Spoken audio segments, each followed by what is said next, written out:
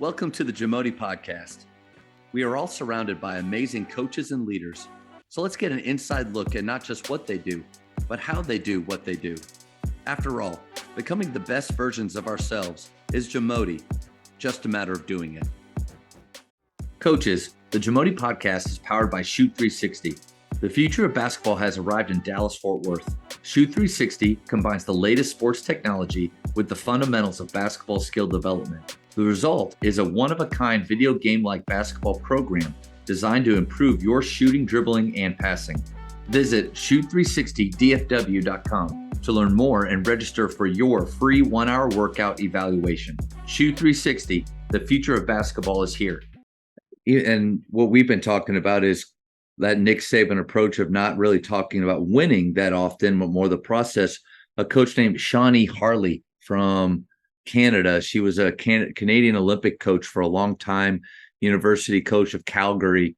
We had a talk, and she runs a thing called Winning Matters. But one of her big things to push to coaches is to discuss losing and actually discuss what losing means and how you're going to handle losing in that moment. And what she said was the most dangerous teams are the ones that aren't afraid to lose.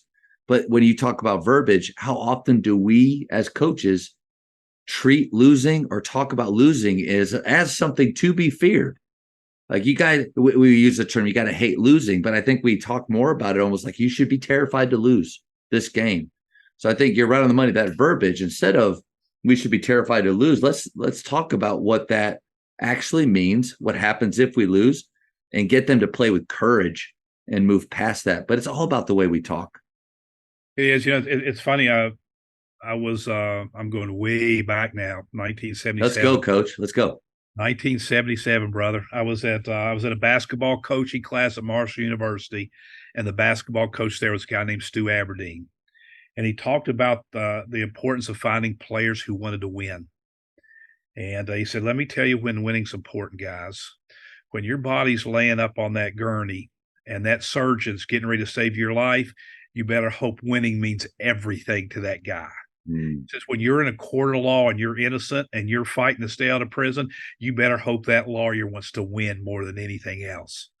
But I do think there are coaches that can put too much pressure on their team not to lose. And you can see it in the way they play, especially in games where, it becomes close. They're thinking about not making a mistake instead of making a play. Yeah. I do think the absolute best coaches know how to handle losing. I thought Bob Knight was always good at making sure his teams understood what went into losing. He made sure that was an educational component early in the year that he talked about. But I think, first of all, the first thing that has to happen after a loss, let me backtrack just a little bit. I think one of the worst things is to come off the floor as a coach and immediately dissect to your team what they did wrong. The best coach is like, "Hey, we didn't get it done. We're going to take a look at the film. We're going to get together tomorrow, and we're going to figure it out." And that's a really important, because there's different ways to lose. Now, there's certainly been that case where there was zero effort. Yeah. We weren't there, and there's no problem with that being addressed immediately. Not acceptable. Right. Yeah. Right. That's not who we are. That's not our culture. That's not our standard. But there's so many different ways. Did you lose because of lack of effort? Was it lack of execution? Was it poor preparation? Hey, sorry to say this, maybe it's a poor game plan. This is where I'm from, and coaches don't like to hear this. On my level, if our team's not winning, either we're not doing what we need to do in practice to develop the habits and the preparation, or we're not doing what we need to do in the games in terms of my play calling and game plan, or if we're practicing and playing, then I've made a mistake recruiting. So the responsibility for losing starts with us. And when you take that approach, your players are going to respond a little bit better. Yeah. But the first thing after you lose is you got to perform an autopsy. You got to get in there. You got to break down the film. You got to talk as a staff. Guys, here's the thing. These are 18, 19, 20, 21-year-old kids. There's so many factors that go in there. And I think if you don't treat losing number one and first and foremost as a learning opportunity, Saban says it best. He just got through saying it. Don't waste a failure. Don't waste a failure. If you want to, moan and groan and piss and complain, and then you're not going to grow from it. You're not going to get better. It's an opportunity to be better, but you have to approach it that way. And I think video is a big part of it. Yeah. Whether you're showing a lack of execution or a lack of effort. And let me say this: video is powerful in teaching. So if we win a ball game, we're going to show these positive clips, which I think are really important. Kids need to see themselves doing something right so they'll repeat that action. But even in a victory, we're going to show them some clips of things we need to do better. If we lose, certainly we're going to show them clips of things that have to be improved, that we need better execution. But even in a loss, we're going to show them clips of things that we did well because we don't want them to lose sight of that. There's got to be a balance. It can't be every loss can't be the Titanic, That's right. We're going to patch the holes in the boat. We're going to get them down the rod. If every loss you're just thinking we got to blow this whole thing up, then your players are going to feel that. They're going to respond to that, and we're trying to create this environment where they feel like we're on a path to improvement, 1% better every day, not panic. And that's what I feel like I've done in the past, maybe, is panic. Oh, we've all done it. Dean Smith has one of the classic quotes. He says, if we make basketball games a matter of life and death, we're going to be dead a lot. And that's from a guy that didn't lose too many. That's right. Yeah. I think sometimes we give our eyes and our memory too much credit with what we think 100%. We saw in the game. And Coach Drew said, hey, he's like, I don't want to tell them anything on what I think I saw or what I remember. And I'm sure you feel the same way. There's been times where I come into my little room right here and after a game where we lost and I'm feeling pretty down in the dumps. But I watch the game and I realize we're close. Yeah. Like we're not that far away. There's been some wins where I feel like that was incredible. And I watch the film. Oh, we've got some holes. I think Tyler Costin, again, he said we need to do away with post-game speeches altogether. He said, tell them you love them, let them go eat pizza with their friends because that's all they want to do. And I started to do that last year. We'll meet at the half court right after the game, no matter where we are. I'll say, I loved watching you play. Can't wait to watch the film. We'll prepare to tomorrow. Go have a good night. And we've had a lot less issues. And my conscience is a lot cleaner instead of those words that I wish I could pull back. Sure. By the way, you just mentioned something that we'll do from time to time. Say we lose to somebody by 10 points. I'll come out and I'll pull 6 simple plays out. 6 simple plays where we made just a horrendous turnover or we missed a layup. I say, guys, right here, 6 plays, just 6. All we had to do was something little. We'd have won the ball game. Close that gap a little bit because sometimes kids think, oh, we're far away or God, we got hammered. No, guys, I could show you a ton more, but here we miss 4 straight free throws. We missed 2 layups. We missed this block. We win the ball game. Forget everything else. Forget that we shot 41%. We got it right here. So sometimes how you frame it makes a difference in their attitude.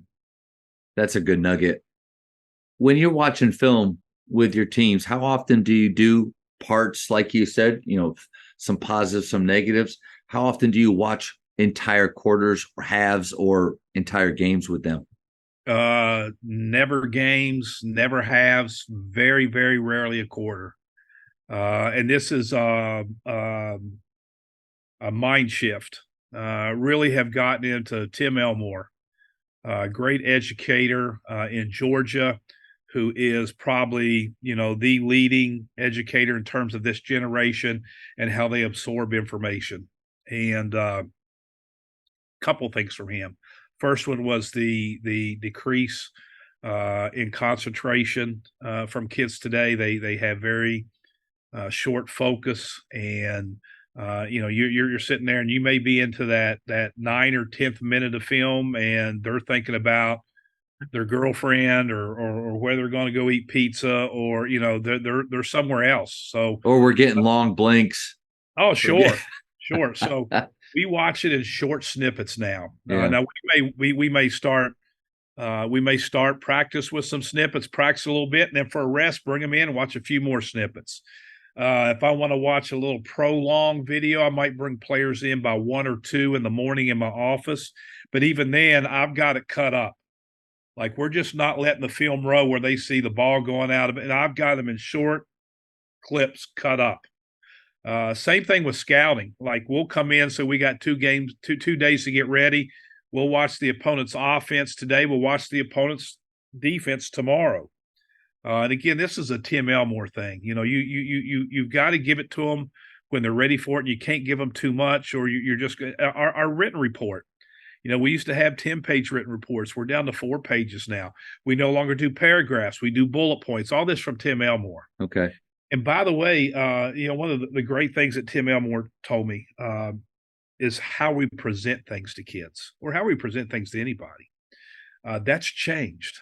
And his story's a great one. He said, when man was first created, they go down the river and cup their hands and pull water up to their face. And then they figured out how to carve wood and scoop it up. And next thing we developed cups. And then we got this well we could drop a bucket in. And then we figured out plumbing and faucet. And now, holy crap, people are buying water in a bottle. His point was, water has not changed in the last 2 million years. Yeah. The packaging has. Yeah.